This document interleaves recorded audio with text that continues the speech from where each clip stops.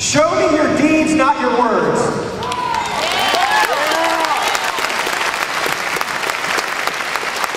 And so, I'm not here to just take Republicans to the woodshed. Listen, they're better than the Democrats, but that's not the standard. That's not it.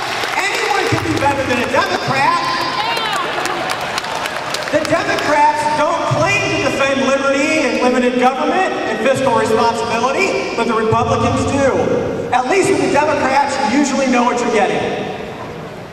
So, hopefully, some of the conversions that we're seeing are legitimate. And what we need to do in the Tea Party movement, regular people, is we need to grow in order to hold them accountable. We need to get bigger.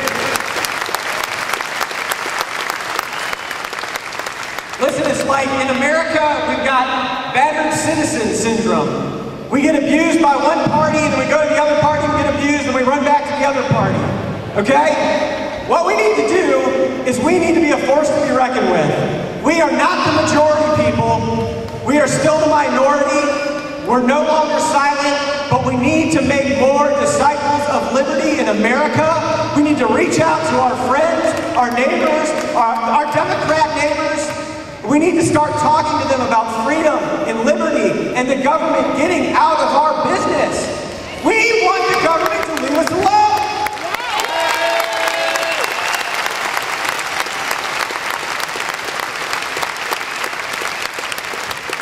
I'm really a very peaceful person. I sound so mad. But listen, in America we rule. We are the bosses. We own this nation. And as Joe eloquently said, it is our fault. We've allowed ourselves to be lured away and complacent, and complacency is the enemy of liberty. We need to engage. And listen, many of us spent money to come here today, and Sean Hannity didn't show up. Our founders laid their lives and fortunes on the line, people.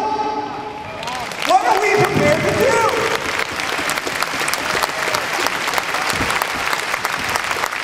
This is not about what's in it for us.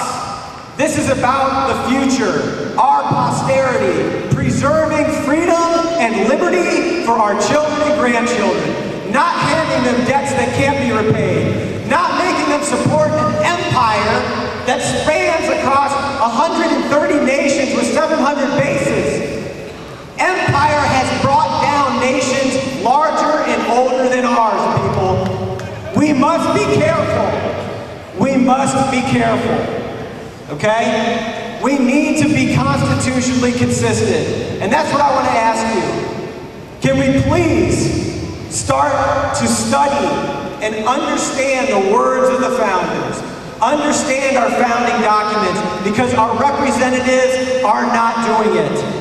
And we need to know what it says, and we need to hold their feet to the fire. We are the generation. Freedom depends upon us. We are the ones that this responsibility falls to. Listen, there's a lot of things that we can do.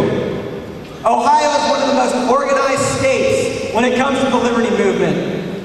We are not enemies with one another. Some of you don't agree with some things I'm saying. I understand that. But we need to be able to unite around some core issues, and we need to get real with one another.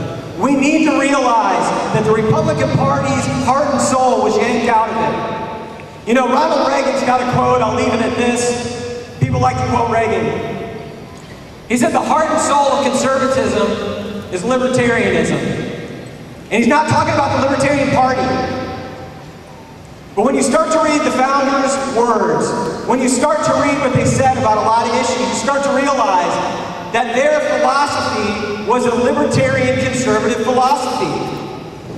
Libertarians need to unite with Republicans.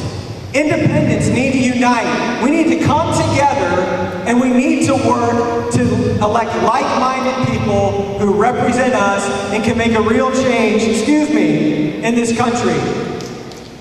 One last thing. I don't have a national television show, so the only way I can tell you I just published the book is to promote it right now. Please please come and see me so we can talk more about these things. I love you guys. Thank you for what you're doing, and God bless you.